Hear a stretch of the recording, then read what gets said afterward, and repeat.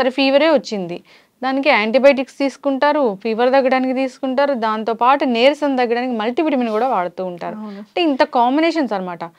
So, జనరల్‌గానే కొన్ని combinations మంచివి కాదని బ్యాన్ చేసిన మందులే, అవును. అలాంటివి కొన్ని కాంబినేషన్స్ కలిపి తీసుకుంటూ ఉంటారు. మన ఓన్ మెడికేషన్, సెల్ఫ్ మెడికేషన్.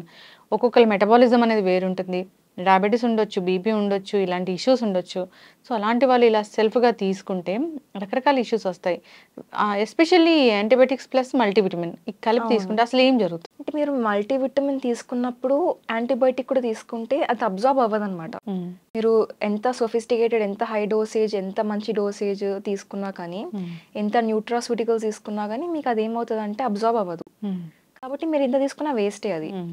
మీకు ఒక్కసారి యాంటీబయాటిక్ కోర్స్ ఏదైతే అయిపోతుందో, హ్మ్. అయిపోయిన తర్వాత మీరు మల్టీవిటమిన్ స్టార్ట్ చేస్తే మీకు అబ్జార్బ్ అవుతుంది కాబట్టి ఆ నీరసం మొత్తం మీకు ఏమైతే వీక్‌నెస్ ఏదైతే ఉంటుందో హ్మ్. అది కవర్ అయిపోతుందనమాట. హ్మ్. ఎనర్జీ వస్తుంది అవన్నీ అవుతాయి. హ్మ్. ఏవైతే విటమిన్ లాసెస్ ఇవన్నీ ఏమైతే లాసెస్ ఉంటాయో హ్మ్. రిప్లెనిష్ అయిపోతాయనమాట. హ్మ్. ఆఫ్టర్ యాంటీబయాటిక్ డోస్ మీరు ఇవి తీసుకున్నట్టయితే. ఈవెన్ మల్టీవిటమిన్ అన్నారు కదా మీరు. హ్మ్. Vitamins like